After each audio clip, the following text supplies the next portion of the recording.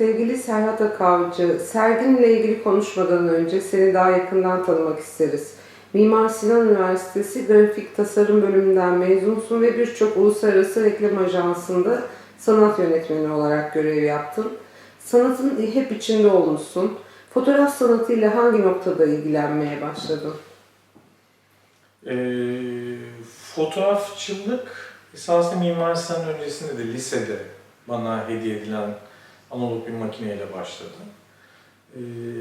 Mimar Sinan'da grafik bölümüne girdiğim zaman da benim için daha hızlı ilerledi. Biraz da o dönem AFAD, Adana Fotoğraf Amatörleri Derneği vardı. Orayla hafif ilgiliydim. Oradan gelen bir şey, yani üniversitenin kattığı değil, biraz esasında lisenin kattığı bir hikaye. Peki profesyonel sanat yaşamı içine nasıl girdi? Nasıl gelişti? Nasıl karar verdin grafik tasarımdan sonra böyle bir şeye? Şimdi bir fotoğraf geçmişiniz olunca, yani lisede böyle bir merakınız olunca, grafik bölümünün bir avantajı şu, biraz multidisipliner bir eğitim aldık biz. Yani grafik bölümün içinde aynı zamanda işte bilgisayarla ilintili şeyler görüyorsunuz, tasarım dersleri görüyorsunuz, tipografi, illüstrasyon, fotoğraf bunlardan bir tanesi, özgün baskı türevleri, bunları öğreniyorsunuz. Bu da orada devamlı güçlü bir tool oldu. Yani o dönemde ürettiğim şeyler de fotoğraf tabanlı çok kullanıyordum. Yani gravür çalışırken de fotoğrafı kullanıyordum. Serigrafi çalışırken de fotoğrafı kullanıyordum. Taş baskı için de bunu kullanıyordum. O benim bir tool'um olarak elimde kaldı. Bir de kendimi hızlı ve bir şekilde ifade edebiliyorum. Yani biraz mesleki deformasyon da aynı zamanda o. Hızlı üretmek, hızlı düşünmek, hızlı reaksiyon vermek. Fotoğrafta böyle bir araç. Ve her zaman da severek kullandığım bir şey oldu. Peki. 2002 yılında Loop isimli kişisel sergi yine Labirent Sanat'ta yer almıştı. Şu anda devam eden sergi 3. sayfa masalları. Sergin için nasıl hazırlandın? Serginin ana fikri nasıl oluştu? Grimm kardeşlerin 19. yüzyılın ilk yarısında masal anlatıcılarından derlediği kitabı bir anlamda bu serginin temelini oluşturuyor, değil mi?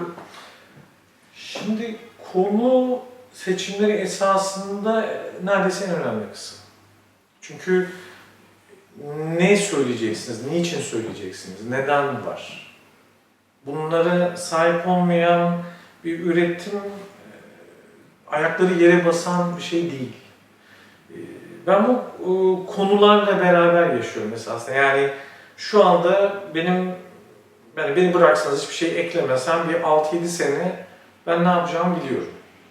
Ve onları araştırmak, o sürece devam etmek, yani atıyorum 2022'de Loop'u yaparken zaten 3. sayfa masalları vardı. Ama 3. sayfa masalları için doğru kaynaklara ulaşmam zaman aldığı için onu biraz ileriye çekip Loop'u biraz daha öne aldım. Normalde bir sonraki sergi 3. sayfa masallarıydı. Harvard Üniversitesi'nden bir bayana ulaşmaya çalıştım ben. Bu masallar konusunda çok bilgili, bu konularda çok iyi kaynaklara sahip olan. Fakat bunlara ulaşamadım. Ulaşamayınca başka kaynaklara bakmaya çalıştım. Ama böyle dolu dolu bir süreç oluyor. Aynı zamanda mesela şu anda da bu sergi açıldı, bitti ama başka konular da var. Yani 3 tane konu var şu anda. Onlar didikleniyor. Hangilerine nasıl ulaşabilirim, hangi kaynaklara, Türkiye dışına gitmem gerekiyor belki bir tanesi için. Onu nasıl yapacağım, orada bir grup insana ulaşmam lazım. Bu yolculuk keyifli. Ve bu yolculuk sizin zaten üreteceğiniz şeyleri de bulmanıza ve karşılaşmanıza yarıyor. Maria Tatar için ben iletişime geçmeye çalıştım. Kendisine ulaşamadım. Ama onun üzerinden devam edince Doktor Lichtman diye bir Pennsylvania Üniversitesi'ydi galiba. Oradaki bir adamın kaynağına ulaştım. O Jack Zips'in çevirilerine ulaştırdı beni.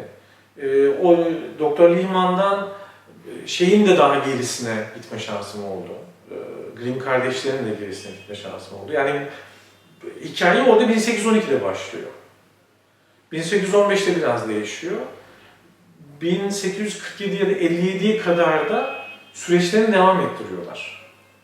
O çok eğlenceli bir şey. Bunu görmek, ön sözleriyle karşılaşmak, bunu dert edinmiş birilerini bulup onların kitaplarına ulaşmak. Mesela Kırmızı Başlı Kız'da şeyin 2 versiyon, 3 versiyon gerisine gidiyor. Yani Grimm'lerin Kırmızı Başlı Kızı değil esasında. Onların da ödünç aldı. Mesela Kırmızı Başlı Kız'da şöyle bir şey var. Yanlış telaffuz ediyor olabilirim. Charles Perrault diye bir adama öykünüyorlar. Yani onun kaynaklarını kullanıyorlar. Onun kaynaklarının önüne de gittiğiniz zaman bir Fransız ve bir İtalyan versiyonunda çıkıyor Kırmızı Başlı Kız ve Grandma diye çıkıyor. Ama hikaye aynı. Orada daha sansürsüz ve daha net. Mesela Charles Perrault'da şöyle bir ön sözden dolayı ben geri gittim. Kızların iffetini koruması için diye bir ön sözü var. Onu bulunca, onun arkasındaki şeyi bulmaya çalışınca buradaki hale çıkıyor. Bir araştırma süreci, yani 2 sene esasında dolu dolu geçen, devamlı ilginç rastlamalı, ilginç bir yolculuk oldu yani. Ben doyurucu olduğunu düşünüyorum kendi adıma. Kesinlikle öyle görünüyor. Aslında serginin ismi minik bir kelime oyununu da içeriyor sanki. 3. sayfa deyince aklımıza trajik, korkunç olaylar geliyor değil mi? Masallar kelimesi ise bu başlığı biraz daha yumuşatıyor. Aslında 3. sayfa haberleri bir masal değil, düpedüz hayatın acı gerçekleridir. Serginin adı gibi içeriği de bir oyun barındırıyor mu? Orada şöyle bir yönlendirme yapabilirim belki.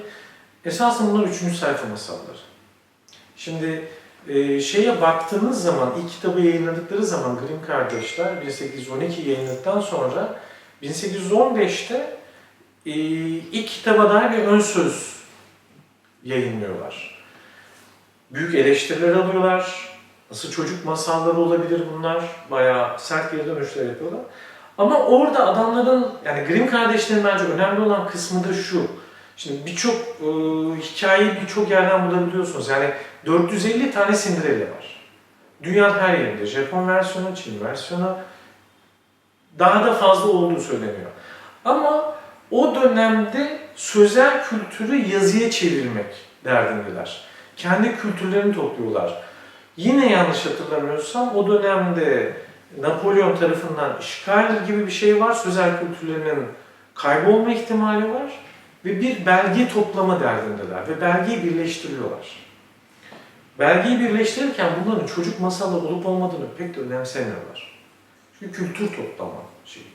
Bir şeyin altına alma. İnsanların ağızlarından, mesela Cinderella ile ilgili yanlış hatırlamıyorsam, bir doktor ölüm döşeğinde bir hastasından kayda alıyor hikaye ve bunları gönderiyor.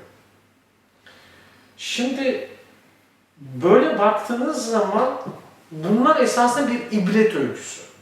Esasında 3. sayfa öyküsü. Çünkü büyüklerden büyüklere yanlarında çocuklar varken anlatılan hikayeler. Grimm kardeşler bir süre sonra bunun çocuk versiyonuna çıkartıyor. İlk kitaptan sonra daha onların dünyasına yakın ve şey. Ama bu hali zaten kendileri 3. sayfa masalları. Ha şöyle bir paralellik oldu. Bu maalesef bizim kültürümüzde var. 3. sayfa haberleri, zamanla Günaydın'la başlamış olan bir haber tipi. Bence yani tam da örtüştüler. Atıyorum Binderili bir ensest hikayesini anlatıyor. Bilmiyoruz çünkü biz Disney'i biliyoruz. Disney'in 1956'da yaptığı en büyük yatırımlardan bir tanesiyle o dönemin ne deniyorlar? Gişe rekortmeni. Şu anda enflasyon hesabına göre hesaplandığı zaman bile hala çok yüksek satışları olan bir şey. O domine ediyor bu dünyayı. Ve ondan sonra her defasında kendi şeyleriyle çeviriyorlar.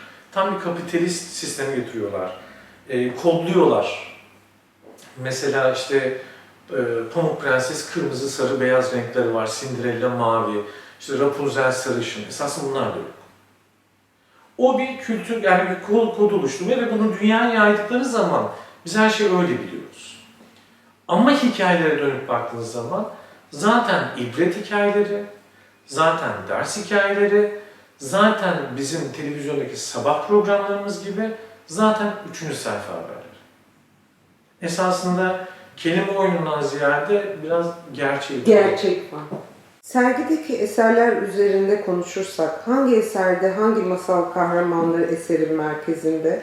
Hansel ve Gretel, Pamuk Prenses, Kibritçi Kız, Rapunzel, Binderili, Kırmızı Başlıklı Kız, Cinderella masallar serginin hikayesinin içinde nasıl yer alıyor? Şimdi ilk başta şöyle bir şeye rastladık. Yani masalları okumaya girdiğimiz zaman bir defa bilmediğimiz çok masal olduğunu gördük. Yani o ibret derslerinden yer alan şeyler. Sadece burada biraz tercih şu yönde oldu. İnsanların da daha rahat sergiyi okuyabilmesi için daha bilindik olan karakterlerin bilinmedik kısımları seçildi. Herhalde yani izleyenlerin bilmediği tek hikaye Binderili. Ben de ilk defa duydum. Ama yani ilk defa duymanız çok normal çünkü Disney'in böyle bir hikayeyi aklaması zor. Çünkü kral kızıyla evlenmeye çalışıyor. Bunun çevrilebilecek bir tarafı yok. Ama diğer taraflarda atıyorum Cinderella'yı hepimiz çok iyi biliyoruz ama Cinderella'nın kız kardeşlerini cezalandırmak için kuşlara gözünü oydurduğunu bilmiyoruz. Ya da üvey kız kardeşlerin ayakkabıyı giyebilmek için parmaklarını ya da topuklarını kestiklerini bilmiyoruz.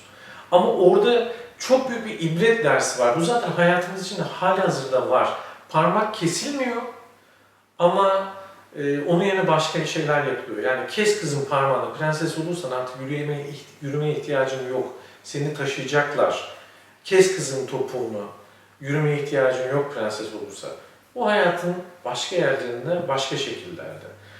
Ya da mesela eğlendiğim kısımlar da var. Yani bir versiyonunda Pamuk Prenses'in aynanın esasında bir köpek olduğunu öğrenmek. Pamuk Prenses'in köpeği ve ismi Ayna. Ona dönüp soruluyor. Benden daha güzel kimse var mı söyle bana Ayna dediği zaman. Bu benim için eğlenceli bir detaydı. Ya da buna benzer bir sürü girmeyen şeyler de var. Daha dağıtmamak için konuyu ama çok önemli detaylar alındı. Yani gerçekten atıyorum Hansel ve Gretel'de bunu isteyen kişinin annesi olması. Yani çocukları ormana götür ve öldür. Bizim yaşamamız için onların ölmesi lazım çünkü açlıktan gideceğiz. Bu önemli detaylar alındı esasında burada bir onu da görmek lazım. Bir kitap resimlemesi değil bu. Sadece bilmediğimiz detayların yeniden karşımıza çok sert bir şekilde çıkması. Ya da bir fotoğraf sanatçısı gözüyle senin aldığın kareler. Senin göstermeyi tercih ettiğin kareler var. Öyle de diyebiliriz. Evet. Senin fotoğraf çalışmalarının en önemli özelliği canlı modelleriyle stüdyoda büyülü bir ortam yaratma. Bize biraz işin mutfağını anlatabilir misin? Nasıl bir çekim atmosferi oluşuyor stüdyoda? Modellerin mutlaka şunu anlaması gerekiyor ve onunla ilgili önceden çalışılıyor. Kim, ne hissediyor, buna nasıl yanıt verebiliriz? Onların yaratım alanı nerede başlıyor, nerede bitiyor? Onlardan da çok güzel geri dönüş aldığım bir ortam mutlaka oluyor. Zaten bu bir ortak çalışma. Bu masallarda esasında konuya göre çok değişiyor. Loop sergisinde esasında kişiler kimseyi oynamadı. Kişiler kendilerini ifade etti. Kendi sıkıntılarını, kendi sorunlarını, kendi deneyimlerini. Masal başka bir dünyaydı. Yani işte öc almak isteyen bir prenses ne yapardı? İşte masum olan birisi ne yapardı? Çocuklarını ölüme göndermek isteyen bir anne ne yapardı? Neleri nasıl kullanırdı? Biz buna ne ekleyebiliriz, ne çıkartabiliriz? Biraz süreç bu şekilde işliyor. Yani bu kıyafetler falan hepsi Kıyafetlerin %90'ını yeniden dik. Yani çok fazla bir araştırma süreci var. İşte şöyle kabaca söyleyeyim ben size. İşte 18. yüzyılda bunlar ne giyiyorlar? Saçı başı nasıl olurdu? Orada tarif edilen şeyler neler? Mesela çok uzun bir süre çıkrık aradım ben. Yani 18 yüzyılda çıkrık nasıl? Çünkü masalda çıkrığı çorbanın içine koyduğunu söylüyor. Bizim bildiğimiz bir çıkrık çorba kasesine sığmaz. Geri dönüyorsunuz, çıkrıklara bakıyorsunuz, o dönemin çıkrığını bulmaya çalışıyorsunuz. Atıyorum Pamuk Prenses'in annesini öldürürken giydiği demir ayakkabılar. İşkence müzelerinin arşivlerine girip o dönemdeki demir ayakkabılar nasıl? Onlar araştırılıyor. Onlar yeniden modelin ayağına göre yapılıyor. Yani ya da o dönemin oyuncakları neydi?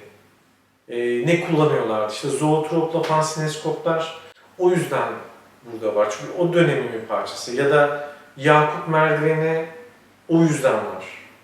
O dönemin bir parçası. Uzun bir araştırma süreci. aslında bir film stüdyosu kuruyorsun bir anlamda değil mi? Kısmen. Kısmen neredeyse çok büyük bir uğraş var. Kısmen. Evet. Sepya tekniği senin için ayrı bir öneme sahip sanırım değil mi? İlk sergide de sepya fotoğraflar vardı. Bu sergide de öyle. Sepya'ya olan aşkın nedir biraz? Sıcak. Sıcak ve insani. Yani o bence samimiyeti ve şeyi arttırıyor. Bir de tabii şuradan da geliyor. Yani şimdi ben fotoğrafla uğraşmaya başladığım zaman analog dönemden geldim. Yani filmli dönemden geldim. O dönemde manipülasyonu ben elle yapıyordum. Yani kendi boyalarımla, işte onun üzerine eklenecek şeylerle, kimyasallarla vesairelerle esasında onları görebilseniz bunları anlamak çok daha kolay. Çünkü bunların analog haliydi. Orada devam ettirdiğim bir şeyi şu anda burada dijital olarak devam ettiriyorum. Sevgili Serhat, fotoğraf dışında video ve heykel çalışmaları da üretiyorsun. Sanırım onlar da fotoğraf sanatında doğrudan ilişkili eserler. Video ve heykelleri neler anlatıyor izleyicilere? Esasında şöyle bir şey var orada. Evet, fotoğraf çok kullandığım bir şey ama benim fotoğrafçı olarak da çok da anılmak istediğim bir şey değil. Bir konuyu alıp irdeleyip onun üzerine belli üretimler yapmaya başladığım zaman ona doğru yanıt verebilmek için kullandığım enstrümanlar. Yani bir şeyleri bir katman oluşturmak, atıyorum bir resmin üzerine, bir fotoğrafın üzerine augmented reality ile bir video eklemek, esasında bir yüzey daha yaratmak.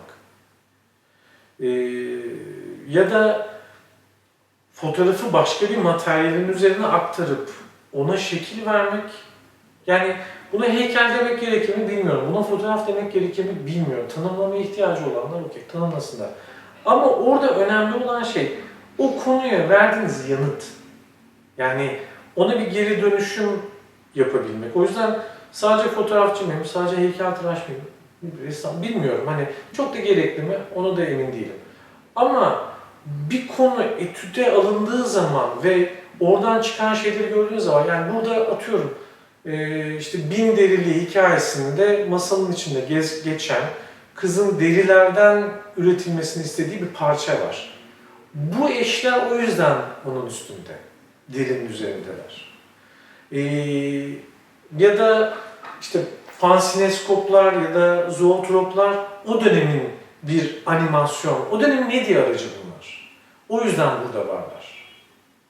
Ya da bir çocuk oyuncağını alıp hareketli bir, isterseniz heykel deyin, isterseniz resim taşıyıcısı, o yüzden varlar. Yani üretim sürecinde bir soruya doğru yanıt verme şeyi. Bir de ben şeyi de seviyorum, oyun oynamayı da seviyorum.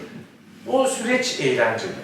Yani gidip bir 3D printerla boğuşmak, yani ya da işte başka yöntemlerle bir şeyi 3D'ye çevirmek. Bu öğrenme, yani bu yolculuk eğlenceli. Yani, Bazen işkenceli oluyor ama eğlenceli. yani hikayeni, senin üzerinde çalıştığın temayı doğru anlatabilmek ya da farklı medyumlarla anlatabilmek önemli. Bir de mücadele etmek önemli. İçerik her şey çünkü. Evet. Yoksa niçin üretiyorsunuz ki? Ne söylüyorsunuz? Ne kalıyor geliyor? Hiçbir şey.